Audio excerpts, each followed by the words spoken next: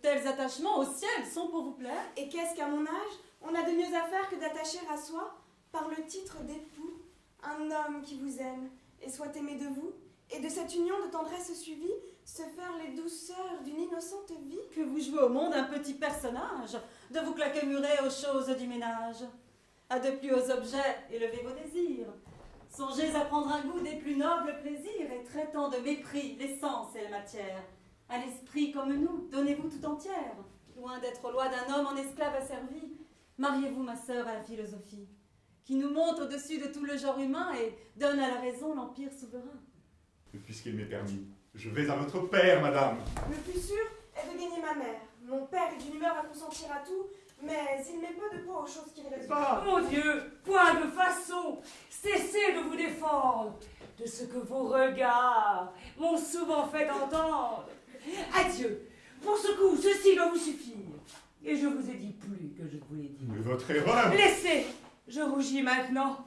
Et ma pudeur s'est fait un effort surprenant. Je veux être pendu si je vous aime. Et ça, je... Non, non, je ne veux rien entendre davantage.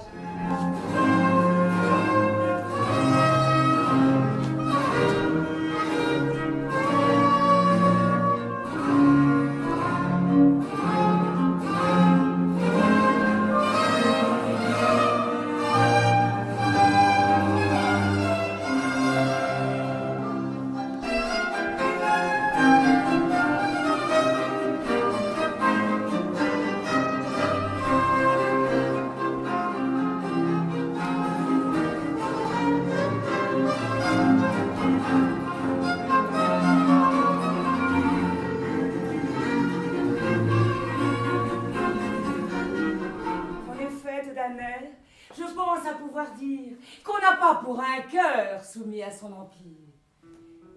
Et Dorante, Damis, Cléonte et Lycidas peuvent bien faire voir qu'on a quelques appâts. Je réponds de ma femme et prends sur moi l'affaire. Mais laissez faire, dis-je, et n'appréhendez pas. Je l'avais disposé aux choses de ce pas. Soit, je vais là-dessus sonder votre Henriette, et reviendrai savoir... C'est une affaire faite, et je vais à ma femme en parler sans délai. Votre congé. Oui, madame Mochance. Mais je n'entends pas cela, comment? On me menace si je ne sors d'ici de m'envoyer sans... Non, vous demeurerez, je suis content de vous. Ma femme vient souvent à la tête un peu chaude, et je ne veux pas, moi.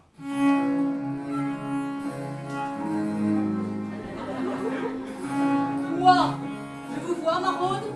Vite, sortez, friponne, allons, quittez ces lieux. Et ne vous présentez jamais devant mes yeux. Doudou. Non, c'en est fait. Eh. Je veux qu'elle sorte. Mais qu'a-t-elle commis pour vouloir de la sorte? Quoi, vous la soutenez? Je ne dis pas cela, mais il faut de nos gens. Non, elle sortira, vous dis-je, de séance. Impudente. Appelez un jargon le langage fondé sur la raison et sur le bel usage. Quand on se fait entendre, on parle toujours bien. Et tous vos biens du temps ne servent pas de rien. Oh, ça va là-dessus. Faut-il qu'avec les soins qu'on prend incessamment, on ne te puisse apprendre à parler congrument? Mon Dieu, je n'avons pas étudié comme vous. Et je parle tout droit comme on parle chez nous. En voilà pour tuer une oreille sensible. Ton esprit, je l'avoue, est bien matériel. Je n'est qu'un singulier. Avons est pluriel. Veux-tu toute ta vie offenser la grammaire? Qui parle d'offenser grand-mère ni grand-père? Au ciel!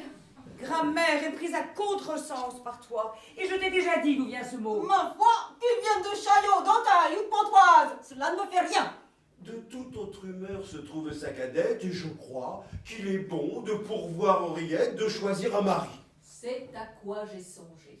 Et je veux vous ouvrir l'intention que j'ai, ce monsieur Trissotin, dont on nous fait un crime, et qui n'a pas l'honneur d'être dans votre estime, est celui que je prends pour l'époux qu'il lui faut. Et je sais mieux que vous juger de ce qu'il vaut. La contestation est ici superflue. Et de tout point chez moi, l'affaire est résolue. Au moins, ne dites mot du choix de cet époux. Je veux à votre fille en parler avant vous.